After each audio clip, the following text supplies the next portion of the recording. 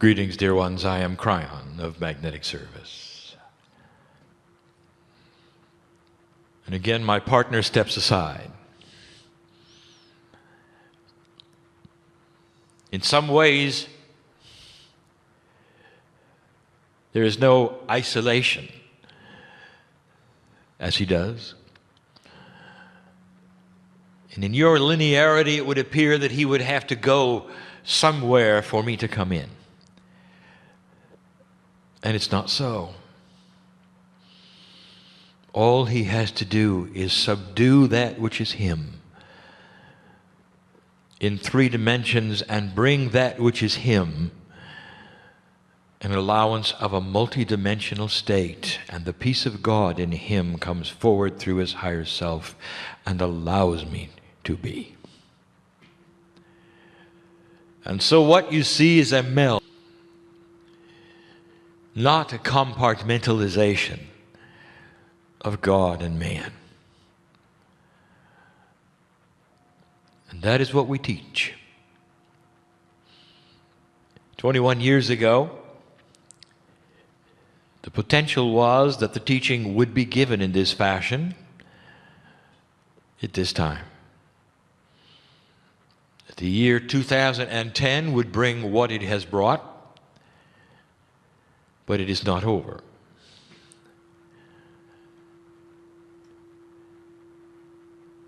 How much have you melded to the energy which is here? When you walk out the door, again, you will be 3D and do 3D things as you climb into your vehicles and go about your lives. How much of what this is today is going to relate to that experience? How much can you meld the teaching that would seem odd and unusual to your everyday experience? When you get up in the morning, do you greet the elements in the room? Not normally. When you go about your errands and you see those who you do not know, and you do your shopping, and some of you go to work, what is it that you could see in them that you've never seen before? Is it possible? Just a little crack in the veil would open, and the dimensionality that is being taught this weekend can do permanently, and you start to see them in the eyes of God. That every single one of them deserves to be here, is walking through life as you are. And that they have an Akash, and some of them are old souls, and some of them are not. And it matters not. For each of them has the same DNA that you do, with just different information. And that's what I want to talk about. The family is the same. For you all have the core, which is spirit, the divine creator of the universe, universes, is upon you and in you and with you as you do the most mundane things. As you do the chores and mow the lawn, hang the laundry, brush your teeth. The creator of the universe is here. And every single stroke and motion of what you do and as you go through your life is part of the scenario of that which stays with the earth when you're gone. And here is an Akashic rule I have never discussed with you. For although you are born equal, I will tell you, you do not have equality in power. That is to say, the old soul leaves a bigger footprint than the one who's just arrived. That is why the old souls carry the attribute that less than 0.5% of humanity has to awaken for permanent earth shift. There is something about a quantum state that physics has discovered and that applies to spirituality, and it is this, that once an energy is placed anywhere, it stays there. And when you leave this planet, all that you have deposited in the work that you have done, in the tears that you have shed, in the epiphanies that you would have, the puzzles you worked through, the things you've done on your knees in front of God, praising God, thanking God, crying in front of God, are all deposited here, and they stay here. All of them. And there is no judgment, there is no right, there is no wrong. The energy of the old soul manifests that which the planet remembers and uses for the quotient of vibratory rate, which it then judges what to do next. Gaia responds to your every footstep. And it always has. But in this new energy, it is more profound than ever before.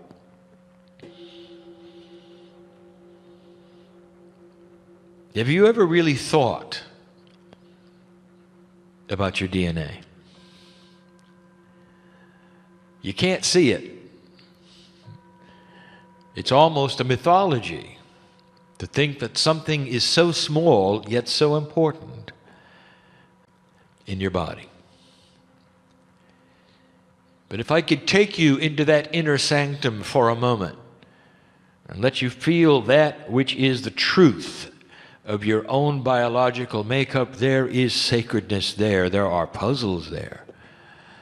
There are systems there. There is information there. And let me tell you what the first anomaly is that you will see. Already mentioned this day. That in your body, the hundreds of trillions of molecules you call DNA are identical. And the one you find in your big toe is the same as you find in your heart or your brain. And that ought to tell you something. There is a unity there. You are used to a three-dimensional paradigm of your cellular structure being specialized to the organ or organs it represents, whether it is fluid in the body that you call blood, whether it's a piece of your kidney or your heart or the skin. You think of these things as separate. You think of them as apart from the others, working in a system together. But not DNA. For DNA is different. You can see skin cells. Almost. There's no way you're going to see a piece of DNA. A DNA molecule is in a quantum state with itself. And if you know about that which is physics, you know that there is a quality which physics has given a name for. It is not a spiritual name. It is not my name. They have called it entanglement. That is to say, being one with everything in a quantum state with no time and no distance.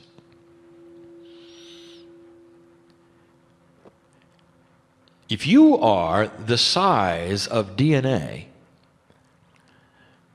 you're mighty small. Let us say that you were part of a molecule of DNA and you wanted to take a walk from your head to your toe. It might take years. That's how far away it is in your size. And yet, DNA all speaks together as one. It's in an entangled state in your body. It knows all of the other parts, and they speak to one another and create that which is a field that is dynamic, that is to say, always changing, but quantum. There's a field around you. DNA is the system of your consciousness. It is not your brain. Your brain is the electronic engine. It is the synapse of directorship. It is the biology that follows instructions from the overall field of consciousness, which is your DNA. And that has not yet been discovered, and it has not yet been validated, and it flies in the face of medical science, who says that your brain is in charge of everything, and your thoughts and your memories. And indeed, in 3 dimensions, it looks like. Indeed, in 3 dimensions, it looks like that. And you can take the brain apart and look at the various lobes and say, this one is stimulated when this happens, this one is stimulated when this happens. And you'd be right. But is the brain stimulating, or is it being stimulated? What if the DNA was the one that's selecting the brain parts to be activated when something happens, cause and effect? What if it was the director all along? What if it's the dynamic and quantum field around DNA that is all that is your consciousness? And is there evidence of that? Could there be evidence of that? It is such an unusual thing to think of. Brain injury, you have a cause and effect. If there's brain death, there's cause and effect. But again, you think of the brain as the top level. What if the DNA was instructing the brain to look that way?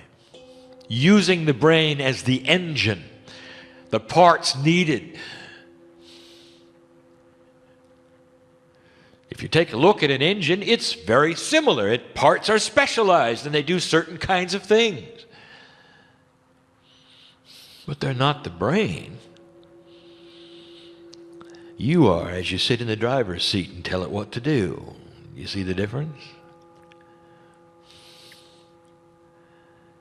Is there any evidence of it? Again, we say it is everywhere. And it's not being understood, but it's there.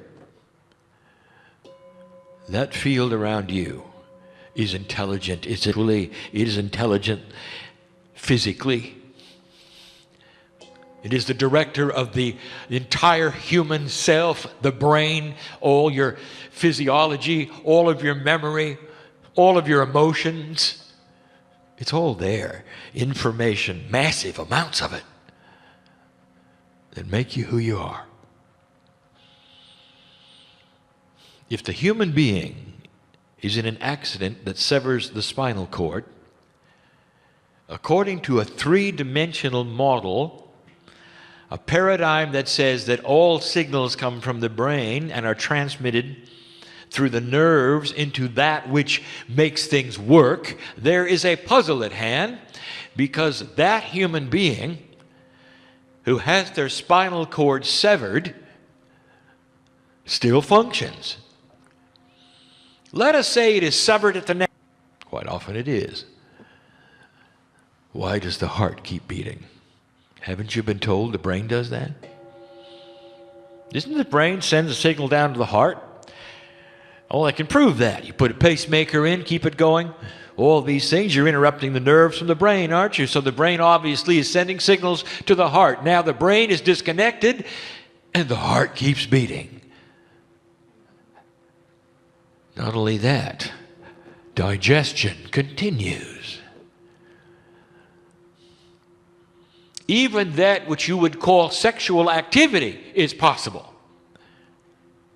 And the brain is disconnected. Now I ask you, how is such a thing possible? I'll give you a hint. The DNA is now sending signals through another system.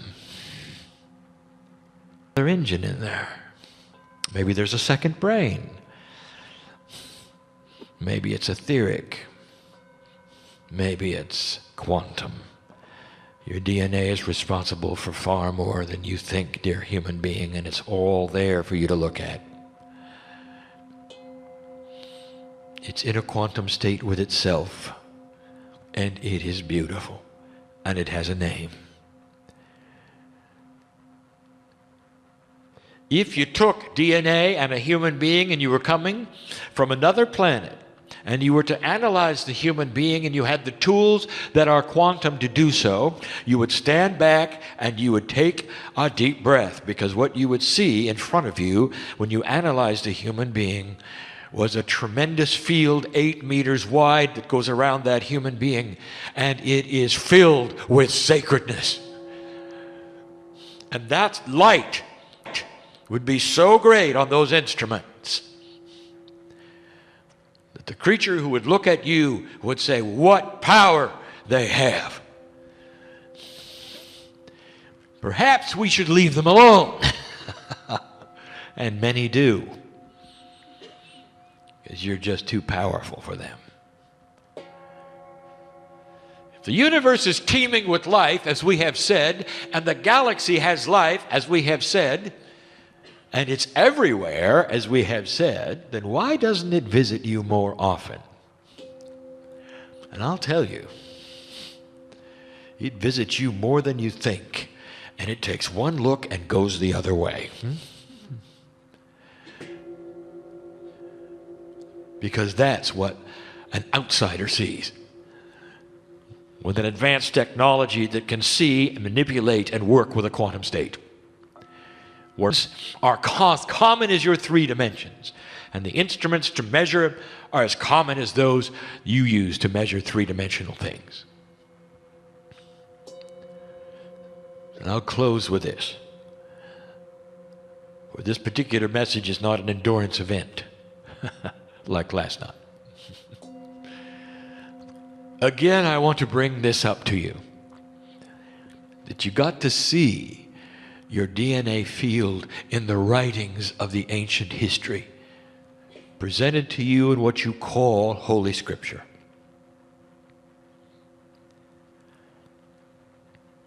Elijah, I mention yet again, for this group to see it and to know it and to realize it,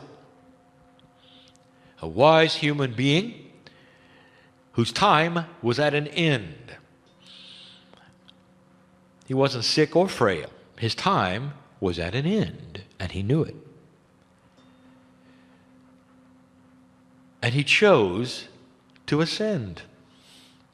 Now, in an older energy, ascension is to take that which is the power you have to create it to 100% and leave with it. So you leave like you came. Fully activated. In a new energy, ascension has another meaning, and we've given it many times, and that is the human being who moves into the next life without dying. There's a lot of ascension going on. Epiphanies create ascension. How many of you can look back on your life and say, that wasn't me? For upon the awakening that many human beings have to the fact that God is inside, you leave the old self somewhere else. You've just ascended. We have told you this. The difference between the old energy and the new energy is profound. Elijah was in the old energy, very old. And Elisha was the one who was his understudy. He loved him. They loved one another, as human spirits can do in a spiritual way, recognize the God in each other. Elisha wanted so much to continue Elijah's work. He wanted to take his mantle, and he used that word, the mantle, almost like a coat of spirituality which that human being had, which he wanted to put it on and continue Elijah's work. That's what he wanted so bad. It was his passion. And by the way, he did. Elijah, being very wise, says, you can have it if you do one thing. Record my ascension. Write it down, everything you see, so that all will know what it looks like. And he did. Now, how can a three-dimensional human being named Elisha write down interdimensional things that he can't see? And the answer is he can't. But he can at least write down what he saw in 3 dimensions, and what he felt, and what the intuition was, and the metaphors around that which he could not write because his brain would not compute it or translate it into 3-dimensional words. Oh, but he got the whole picture. He got the whole picture. How do you write down how you feel when you're in love? If you were visited at this moment by the entourage of Cryon, and it melded with that which is the entourage of you and each human being, and you took our hands for just a moment, and you felt that which is the love of God because you had felt home, could you write about it? What would you say? And how many words would it take? What would you say about the colors that you can feel emotionally? What would you say about the light that sings to you? And how would you put this in 3 dimensions? And Elisha couldn't, but he did his best. And so let me review with you what he said. Yet again, I give the story. You have to hear it many times to finally understand the meaning of why I would even give this to you. Because what I'm about to tell you is that Elisha saw Elijah's DNA field. Fully activated, 100%. And when it got to that place, he wrote it down. Elijah walked into the field, and he turned into light.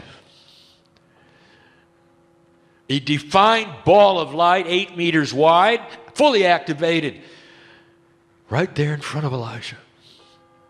And again, I say this to you.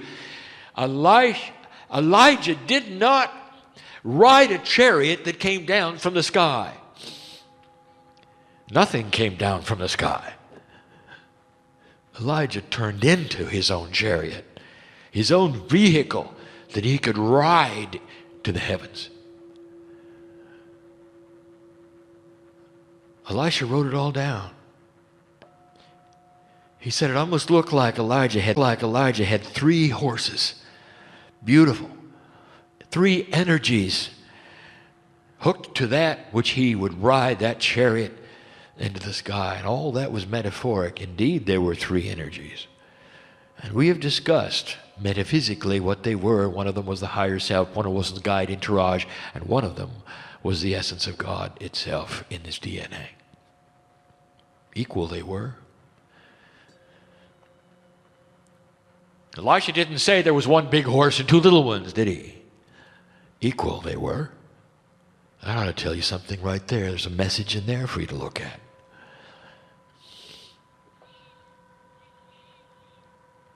And what did he call it? He gave it a word in Hebrew. Merkabah. Merkabah means to ride. And this is the DNA field that each of you have to this very day. And you might say, well, why is it we haven't had those reports anymore? Has it only happened once? And the answer is, oh no. The masters who leave this earth have the same thing happen to them. Now that's going to be confusing to those who think about that which is the Christ on the cross, because they didn't get to see that, did they? And that may tell you something about when that master actually died or didn't. And I'm not going to say any more about that. But I will say this, that when the master of love departed, he departed on his own schedule, not that of men. And he turned into a beautiful ball of light. And he left just like Elijah did. on his own terms when he wanted to do appropriately with love. And so it is, I give you the story yet again of the power you have in your own DNA. And as you sit there in chairs only a few inches apart, every single one of you have a field touching the other.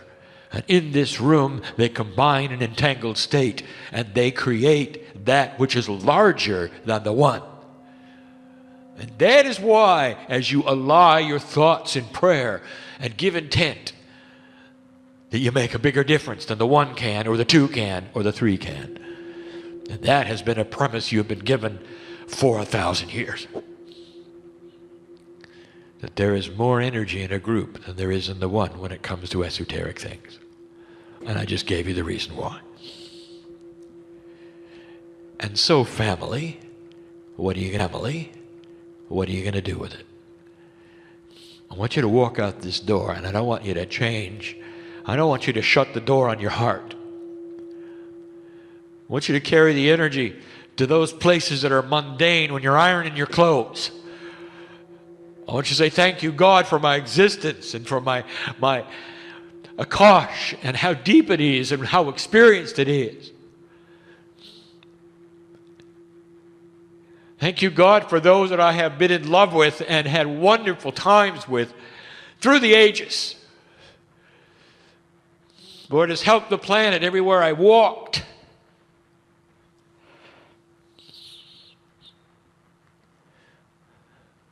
Imagine something you do so profound in joy. Can't you feel how it helps the planet?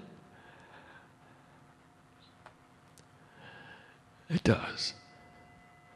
Every time you laugh, it does. And so this is the message of Kryon yet again. The most important thing on earth is you. The elements respond to you. Gaia responds to you. You respond to you. And it's the design, and it's the way it should be, given in love, designed in a way that would combine the human being with the creative energy of the universe. Go from here a little different than you came. And so it is.